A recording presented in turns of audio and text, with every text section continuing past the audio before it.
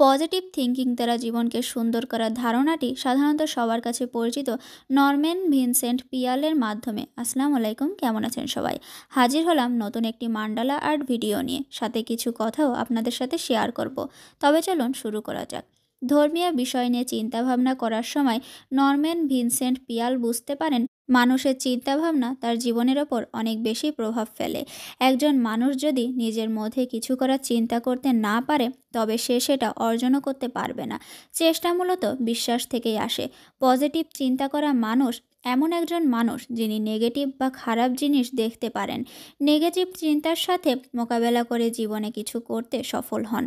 Norman Vincent Piyal এটা বলেননি যে পজিটিভ চিন্তাশীল ব্যক্তি নেগেটিভ চিন্তা করে না, বরং তিনি সেগুলা স্বীকার করেন এবং তিনি বিশ্বাস করেন তার পক্ষে এসব নেগেটিভ বিষয়গুলা মোকাবেলা করে ভালো কিছু করা সম্ভব। নেগেটিভ বিষয়গুলো পুরোপুরি এড়িয়ে গেলে বরং বিপদ আরও বেড়ে যাবে। নেগেটিভ চিন্তাকে মেনে নিয়ে সেগুলোকে পজিটিভ চিন্তা ও কাজ দিয়ে মোকাবেলা করার যোগ্যতা অর্জন করতে হবে। কেউ যদি নেগেটিভ চিন্তা করে তবে তার ফলাফল নেগেটিভ হবে, আর কেউ যদি পজিটিভ চিন্তা করে তবে তার ফলাফল পজিটিভ হবে। এটাই জীবনে সফলতা ও উন্নতির সবথেকে বড় শর্ত।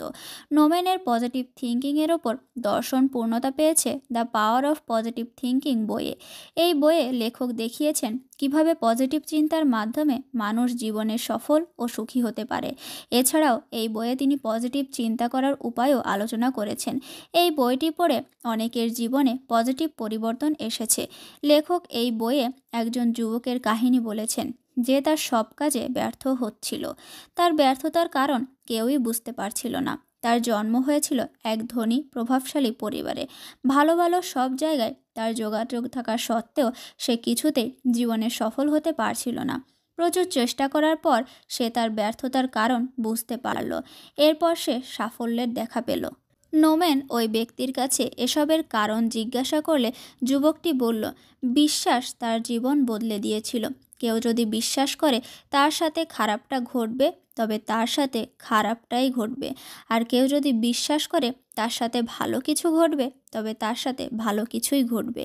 The power of positive thinking বইয়ে লেখক বলেছেন, এটা কোনো ম্যাজিক নয়। মানুষ যখন কোনো ভালো কিছু আশা করে কাজ করে, সে অনেক বেশি আত্মবিশ্বাসের সাথে এবং ধৈর্যের সাথে কাজ করে।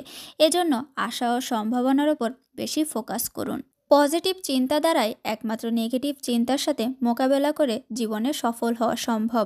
জীবনে যে কোনো কাজ আত্মবিশ্বাস এবং পজিটিভ চিন্তা নিয়ে করলে সফলতা নিশ্চিত।